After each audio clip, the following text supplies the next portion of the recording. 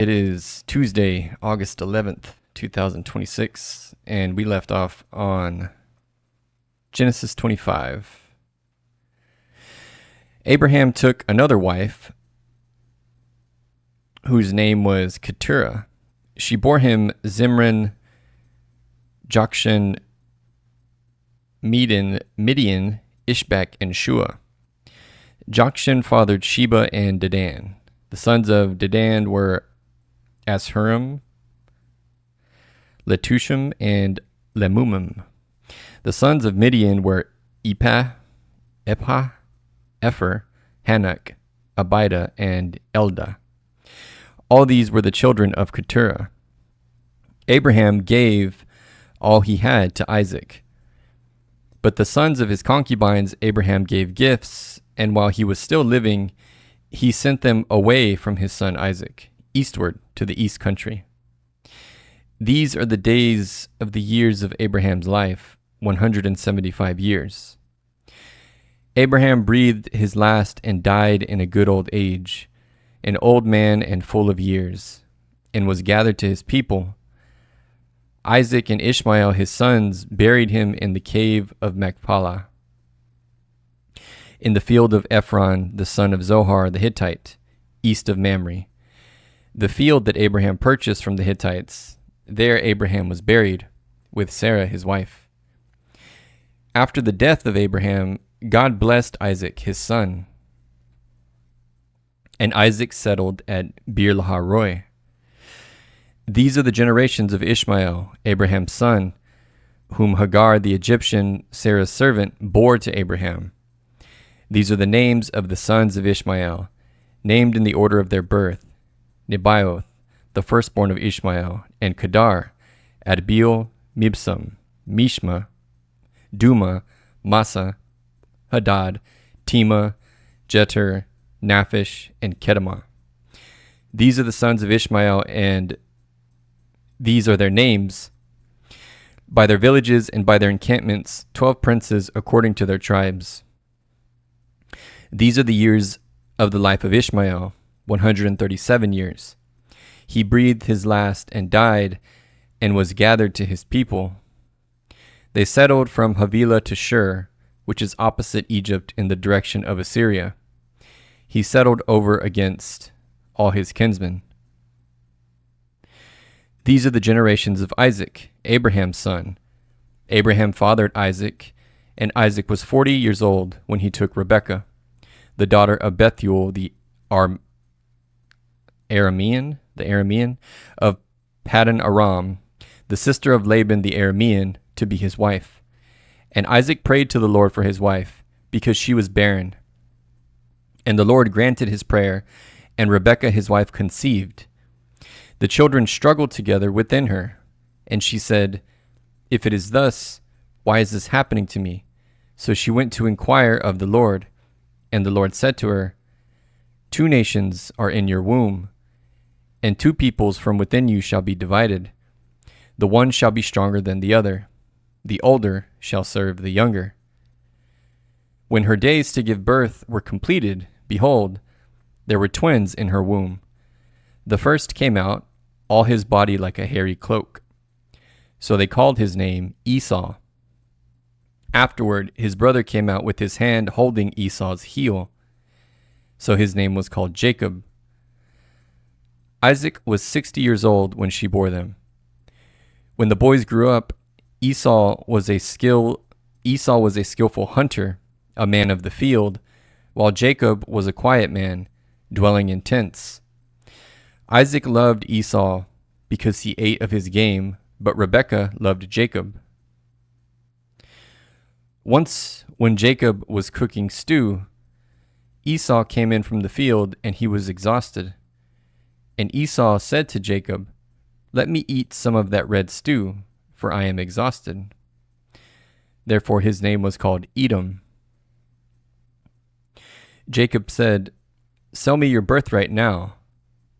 Esau said, "I am about to die.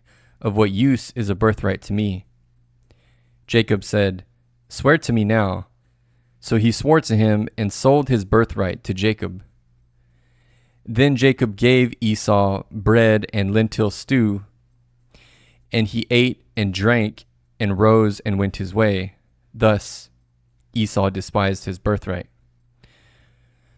Okay, so a couple of questions there.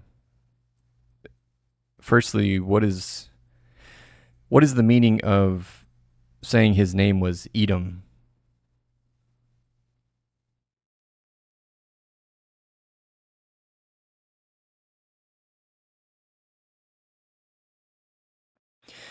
In Genesis 25:30, Edom is essentially a word play on the Hebrew word for red. The verse is explaining how Esau came to be associated with that name. So I guess like a nickname. The Hebrew is roughly red equals Adam, Edom equals Edom. Okay. Esau asked Jacob for some of that red stuff, the lentil stew, because he is exhausted. So when the text says, therefore his name was called Edom, it means Esau acquired the nickname Edom, aka red, because of this incident. Okay. There's a deeper significance though. Esau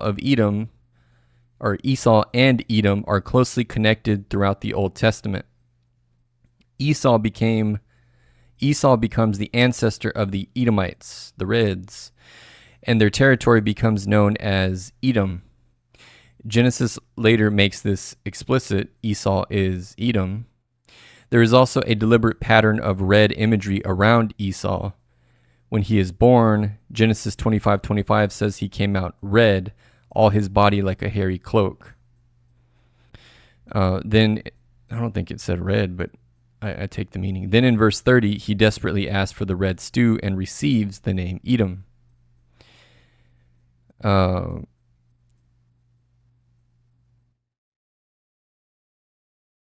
So we haven't got, I remember this story because we got pulled into it when we were reading the New Testament. I forget how we got here exactly, but we'll keep reading and then I'll come back and ask more questions. But I know the story's not quite complete yet, so let's keep reading and then we'll come back. I just want to know what that meant. Okay, so Edom means red, and that's a nickname. So Esau, the older brother of Jacob, gives up his birthright for some stew. Genesis 26, verse 1. Now there was a famine in the land because the former famine that was in the days of Abraham.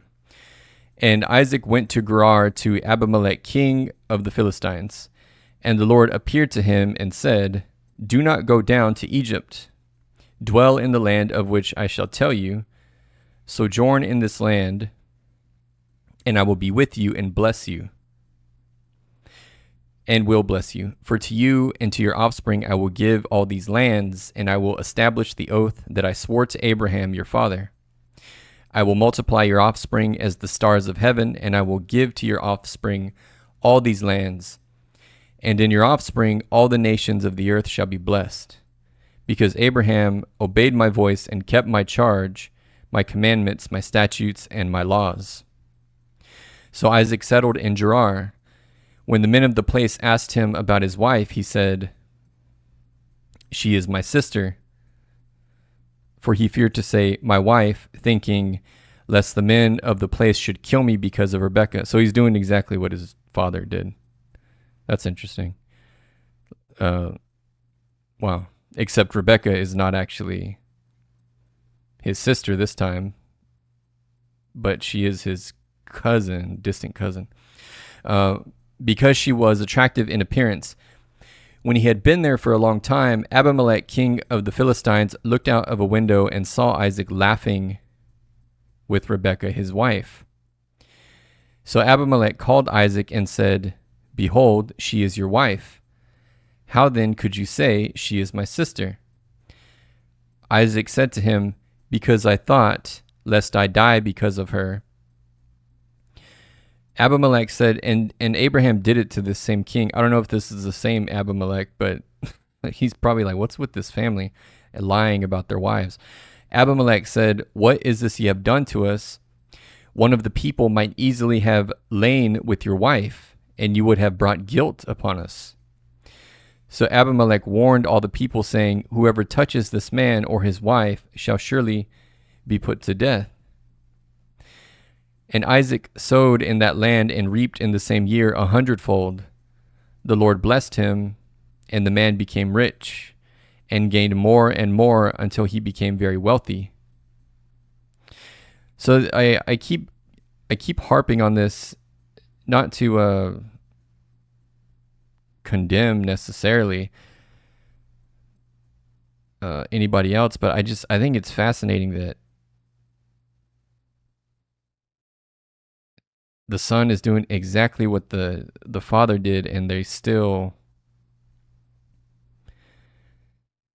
like, for this level of deception, are never, at least in the Bible, it doesn't say directly that they're ever chastised for it or ever even met with any kind of negative consequence. I think it's interesting and fascinating that Isaac tells the same kind of lie or engages in the same kind of deception that Abraham did to the very same king,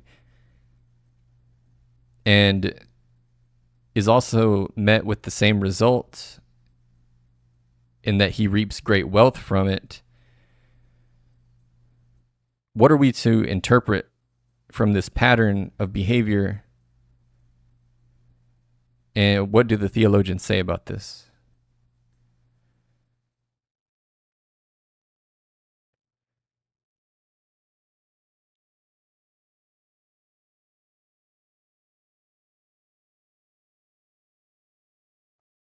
And a paste.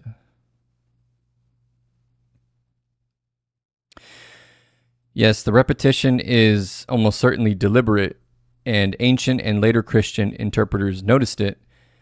But one important correction sharpens the pattern. Genesis does not say Isaac became wealthy because of the deception. All right, yeah, okay. He's wealthy because God blessed him. So I should say the deception did not interrupt God's promise, which was the same with Abraham. So that's not news to us in terms of what we've already, talked through, but it's interesting. His prosperity follows after Abimelech discovers the deception, publicly protects Rebekah, and Isaac remains in the land. Genesis explicitly attributes the prosperity to Yahweh's blessing. The Lord blessed him. That distinction is central to interpreting the episode. What Genesis seems to be doing is showing us something more unsettling and more theologically interesting than deception pays. So Abraham passed on to Isaac, or rather you could say Isaac inherited faith and inherited fear, the same kind of fear from his father. The parallels are remarkably tight. Abraham twice presents Sarah as his sister, which we read yesterday. In Genesis 20, the ruler is Abimelech of Gerar. Then Isaac goes to Gerar, encounters in Abimelech, fears that the local men will kill him because Rebekah is beautiful, and says, she is my sister. The narrative practically invites us to remember Abraham, indeed. And there is a striking irony. Immediately before this episode, God reiterates the Abrahamic promise to Isaac, just like he told Abraham, literally right before he deceived Pharaoh for the first time. Yet almost immediately, Isaac acts as though his survival depends upon his own deception. So the sequence is approximately divine promise, human fear, deception, exposure, pagan king's rebuke, divine protection anyway, and then still get the blessing. That same basic theological rhythm appears in Abraham's story. The point, therefore, isn't that Isaac's lie produces blessing. It is that Isaac's failure does not nullify God's promise. Okay, so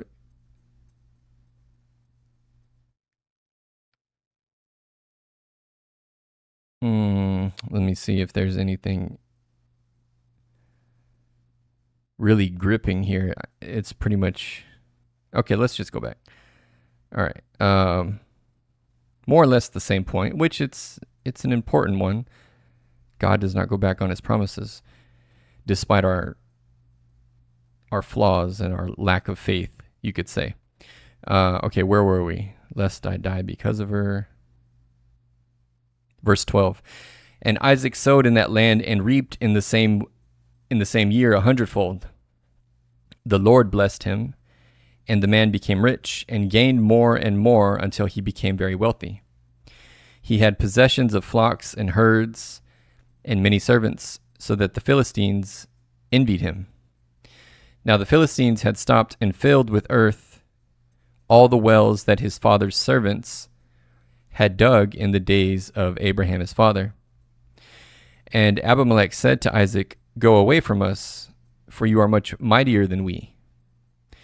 So Isaac departed from there and encamped in the valley of Gerar and settled there. And Isaac dug again the wells of water that had been dug in the days of Abraham his father, which the Philistines had stopped after the death of Abraham. And he gave them the names that his father had given them. But when Isaac's servants dug in the valley and found there was a well of spring water, the herdsmen of Gerar quarreled with Isaac's herdsmen, saying, "The water is ours." So he called the name of the well Esek, because they contended with him. Then they dug another well, and they quarreled over that also. So he called its name Sitnah. And he moved from there and dug another well, and they did not quarrel over it. So he called its name Rehoboth, saying, "For now the Lord has made room for us, and we shall be fruitful in the land." From there he went up to Beersheba, and the Lord appeared to him the same night and said, "I am the God of Abraham your father. Fear not, for I am with you and will bless you and multiply your offspring for my servant Abraham's sake." So he built an altar there and called upon the name of the Lord and pitched his tent there. And there Isaac's servants dug a well. When Abimelech went to him from Gerar with Ahuzath his advisor and Phicol the commander of his army, Isaac said to them, "Why have you come to see me, seeing that you hate me and have sent me away from you?" They said, "We see plainly that the Lord has been with you."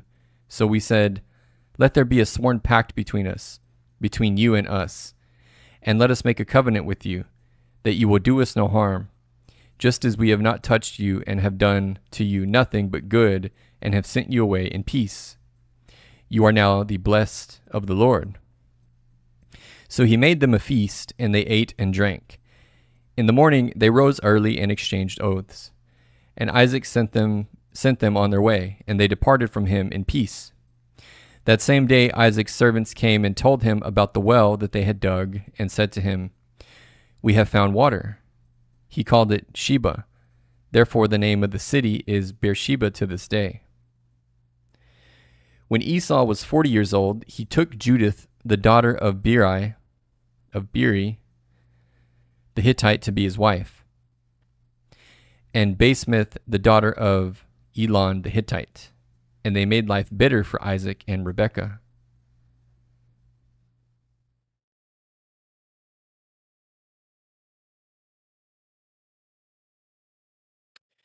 When Isaac was old and his eyes were dim so that he could not see, he called Esau his older son and said to him, "My son," and he answered, "Here I am."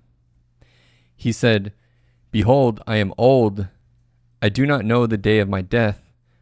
Now then, take your weapons, your quiver and your bow, and go out to the field and hunt game for me, and prepare for me delicious food, such as I love, and bring it to me so that I may eat, that my soul may bless you before I die."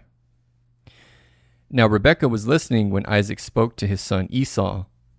So when Esau went to the field to hunt for game and bring it, Rebekah said to her son Jacob, "I heard your father speak to your brother Esau. Bring me a game and prepare for me delicious food, that I may eat it and bless you before the Lord before I die.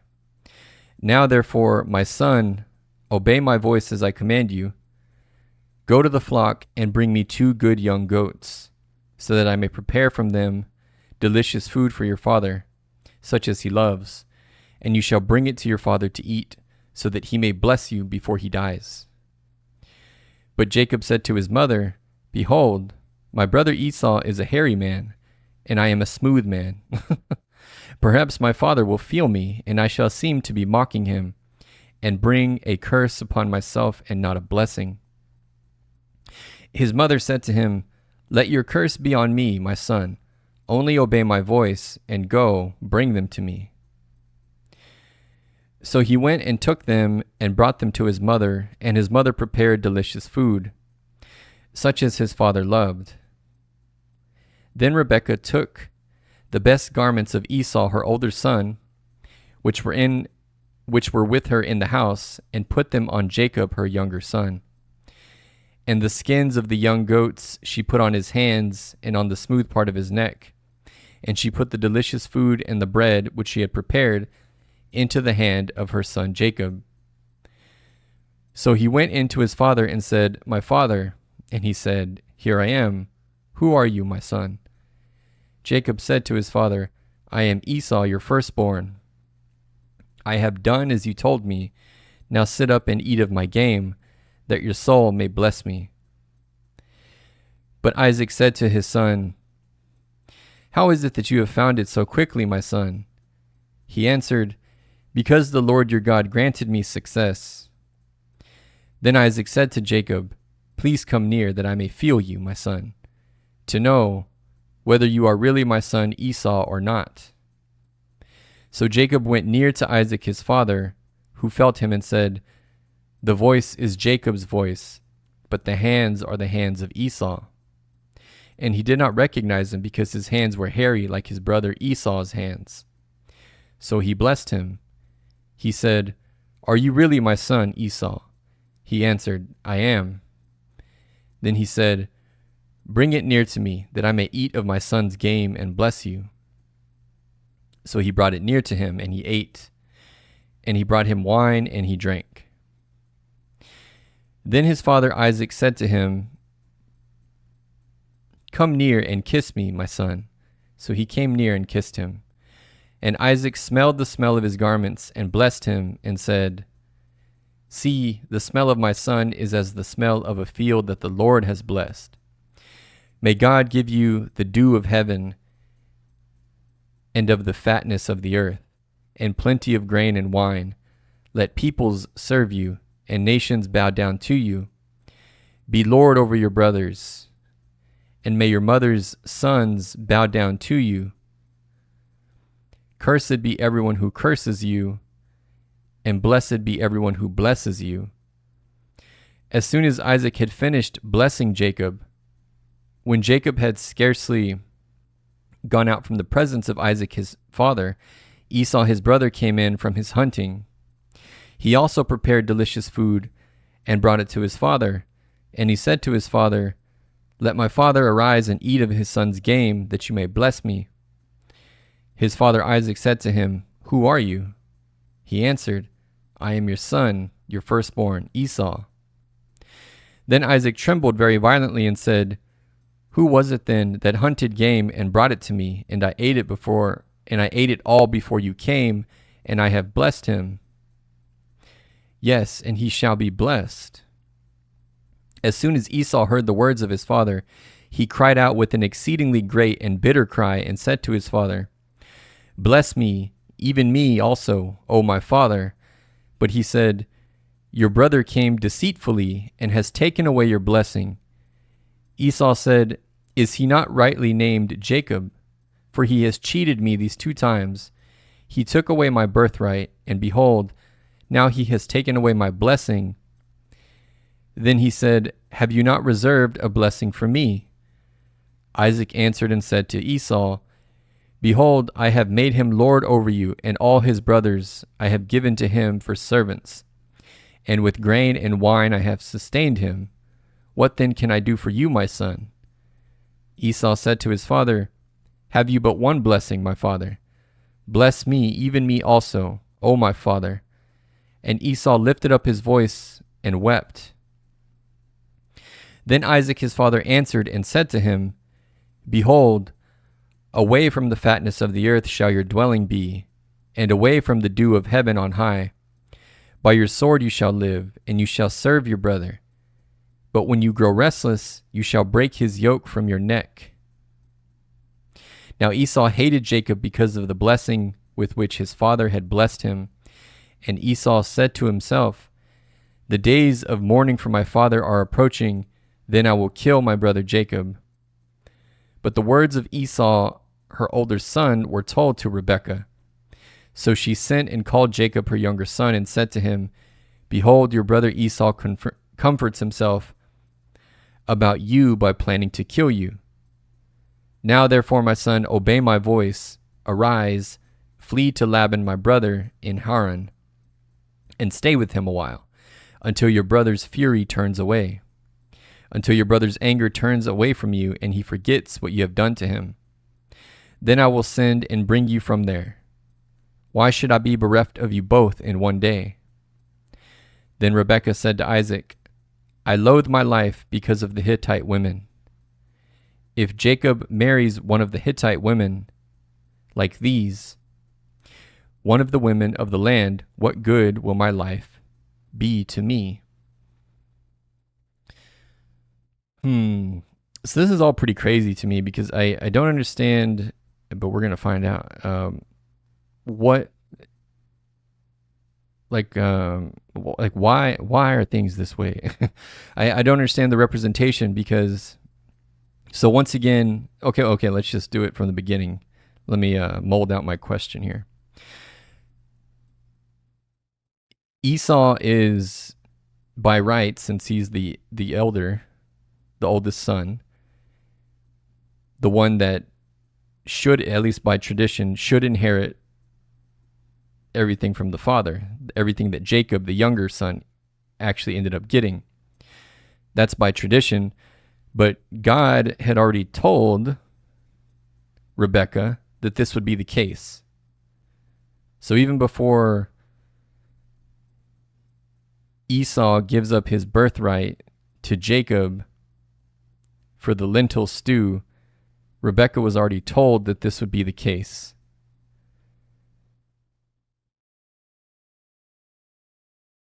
But then, so there's that. So there's deception, and then there's a guaranteed blessing from God directly, but still Jacob, I'm not going to say he tricked him. He just said, I guess you call it opportunism. He said, "Give me your birthright and I'll give you some of the stew." And then Esau, you could call him foolish for doing it, but he did it. So then it's odd that later on, when it comes time to actually claim the birthright, because now Isaac is dying, Esau, I guess you could say he forgets, or selective memory. He doesn't seem to recall that he already gave away his birthright. But even still, Jacob doesn't seem to remember either, because he opts for deception under the instruction of his mother. And then even more than that, I don't understand why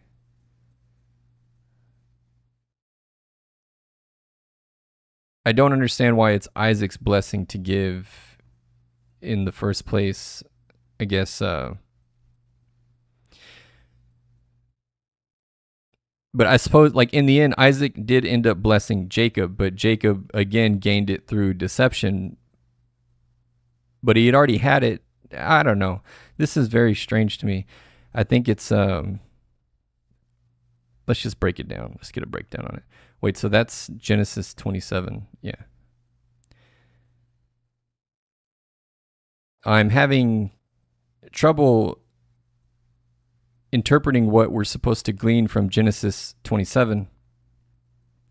It seems to be continuing on the theme of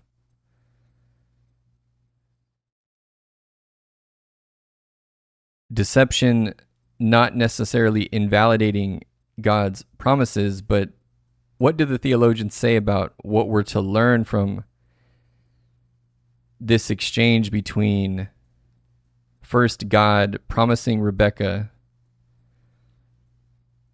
that the older son, Esau, would serve Jacob, and then Esau giving up his birthright for a bowl of stew? So one could say it was, at that point, rightfully Jacob's, But when it comes time for Isaac to give the blessing, Rebekah and Jacob still engage in deception instead of just calling on the agreement that Esau agreed to give up the birthright. And also, why is it presented as, why is Isaac's blessing presented as a singular thing that only Isaac can give, when really it's God's blessing? Why is it presented as though it's something that once given cannot be undone, when it's not truly his decision in the first place?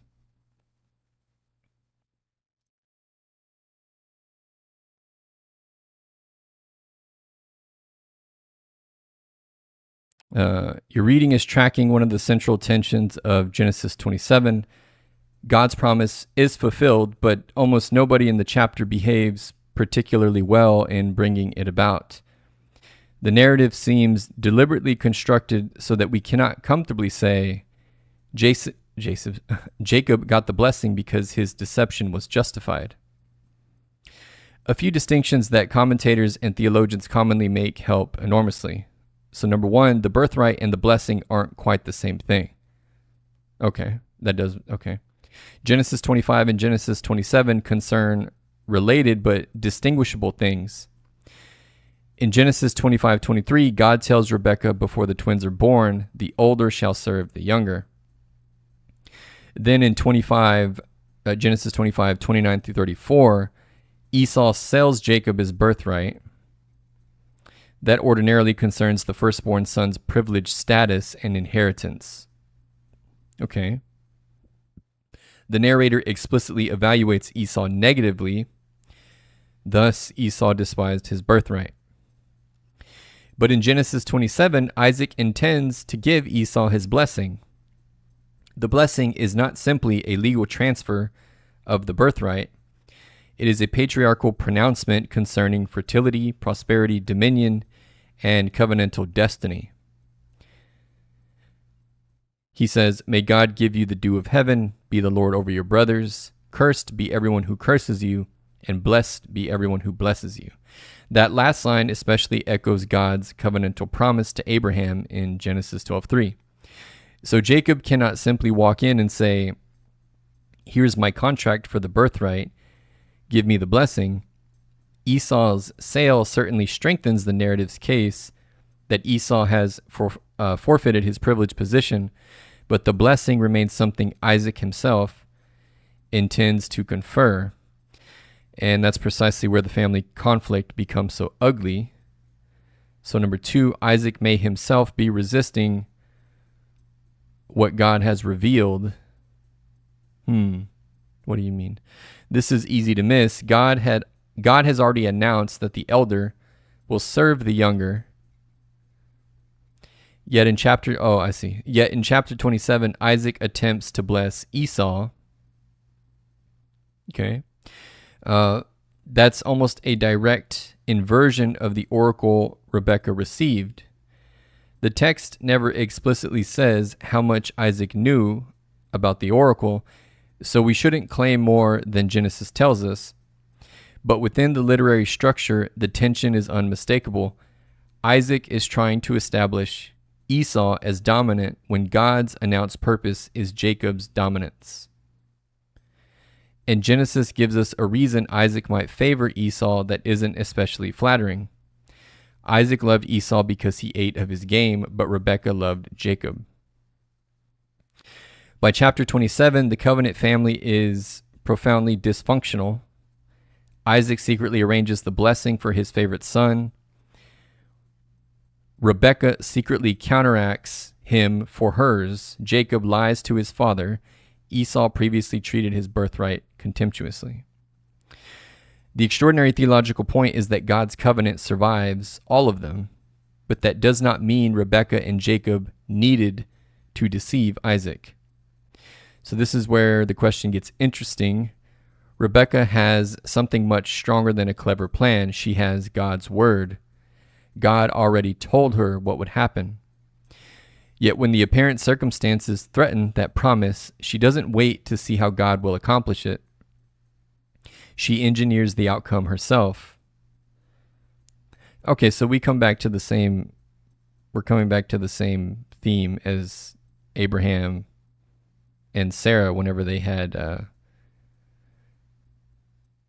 when they didn't wait for God's promise for a child and they went and brought the servant girl in so that she could be impregnated by Abraham. Same kind of thing. A long Christian interpretive tradition therefore sees a familiar Genesis pattern here: human beings attempting to secure by their own devices something God has already promised to give. All right. It's remarkably similar to Abraham and Sarah with Hagar. God has promised descendants. The promise appears impossible. Therefore, they devise a human mechanism for making the promise happen. And it produces misery. The same thing happens here. Rebekah succeeds and essentially loses Jacob as a result. She says, "Let your curse be on me, my son." Jacob gets the blessing, but immediately has to flee. Esau wants to kill him. Rebekah sends Jacob away for a few days, but those few days become decades. As far as the Genesis narrative tells us, she never sees her favorite son again. Jacob, meanwhile, will spend much of his subsequent life being deceived by others. Most spectacularly by Laban, the deceiver encounters a better deceiver. So Genesis does not need to insert the sentence, "Jacob's deception was sinful," for the narrative to criticize it. The consequences do much of the theological commentary. Okay, I see where this is going. Okay, so number 4, then why does God honor a blessing obtained fraudulently? This gets to what I think is the deepest issue in your question. It does, and initially I was thinking, why, which does not give enough credit to God, and also doesn't. I suppose I also have to remember that the Bible isn't there to necessarily paint a picture of moral. It's not there to paint a picture of what is morally right all the time. Like, these aren't heroes that we're reading about. These were just real people, and these were their interactions with God. They weren't perfect, obviously. You know, that's, if we've learned nothing else already from reading about Adam and Eve and Abraham and everybody else. Even in direct contact with God and getting direct promises from God, they still struggle with faith and then try to engineer their own outcomes, even though it's been promised by God. So, I mean, and, you know, we're no better. We don't have, well, I don't hear from God directly, as in like speaking directly to me, but I still do these same things. And so I guess it's no more dubious than how we act today. But I guess that's the part that I just have to remember, that I struggle with. So I guess I'm pearl clutching in a way, and I shouldn't do that. Anyway, because Jacob's deception is not what because Jacob's deception is not what makes God's election of Jacob valid. It was already valid. Paul later makes precisely this point when discussing Jacob and Esau in Romans 9:10-12. God's choice was announced. He says, though they were not yet born and had done nothing either good or bad. So the sequence matters.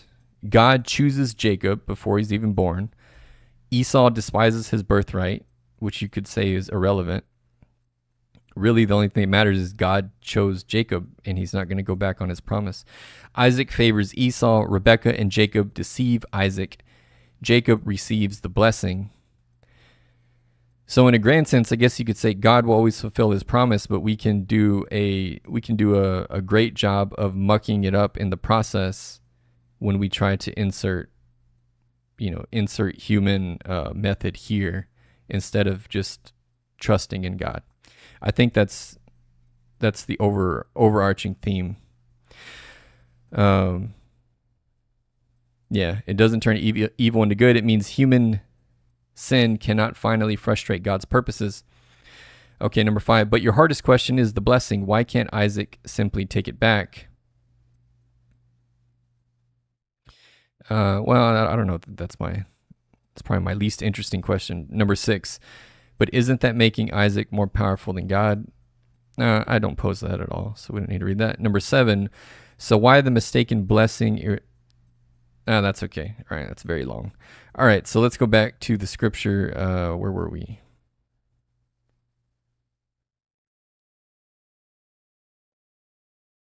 Oh, we were done with Genesis 27 in totality. Okay, so now we're on to Genesis 28, and we're at 40 minutes. So that's probably a good spot to stop for tonight. So we will pick it up tomorrow on Genesis 28, verse 1. Thanks for tuning in. Don't forget to drop a sub, share it with a friend. God bless you guys, and good night.